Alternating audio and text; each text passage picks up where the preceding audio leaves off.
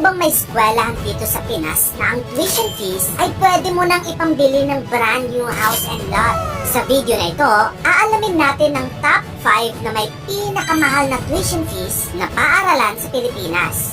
Nako, hindi mo i-expect yung number 1. Tara, simulan na natin. Number 5, Ateneo de Manila University.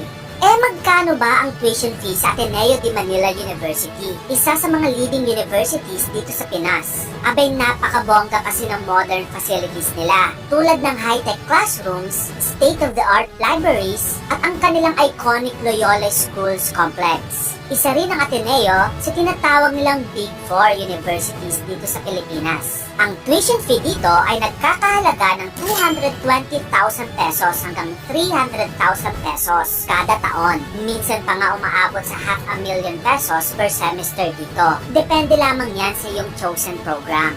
Number 4, De La Salle College of St. Benilde.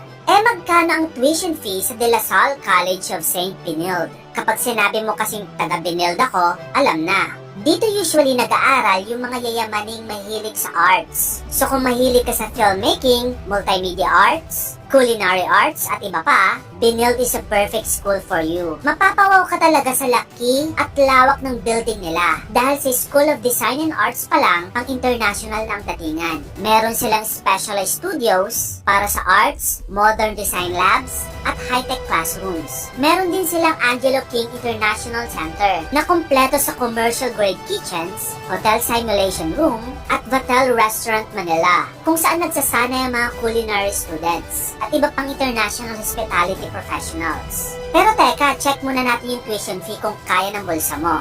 Ang annual tuition fee dito ay umaabot sa 225,000 pesos. Maaring mas malaki pa yan, depende yan sa program mo at units na kukunin mo.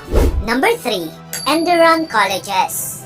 Magkano ba ang tuition fee sa Enderun Colleges? Yung isa sa mga exclusive schools na sinasabi nilang paaralan ng mga mayayaman. Pag pumasok ka kasi sa campus nila, unang tingin pa lang para ka nang nasa ibang bansa dahil top tier ang kanilang mga executive style classrooms. Meron din silang state-of-the-art culinary center. At alam mo bang meron silang tie-up na academic institutions in USA, France, and South Korea. Sa kanilang McKinley Hill campus, may world-class amenities tulad ng cutting-edge computer labs at high-tech lecture halls. Ang annual tuition fee sa Enderun Colleges ay nagkakahalaga ng 480,000 pesos hanggang sa 520,000 pesos. O diba? Literal na luxurious lifestyle ang atake.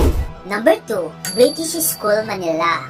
Magkano ang tuition fee sa paaralang ito na itinuturing na isa sa pinaka-expensive schools in the Philippines? Ito ang British School Manila na located sa Bonifacio Global City o BGC. Paniguradong dito mo na makikita yung mga sosyal na estudyante na madalas yung mga magulang nila ay mga big-time businessmen.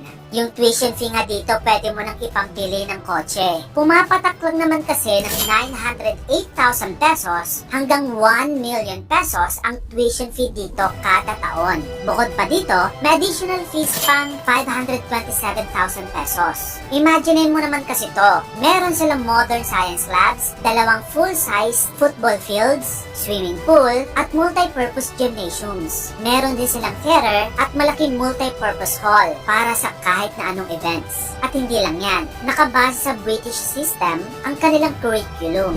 Number 1, International School Manila.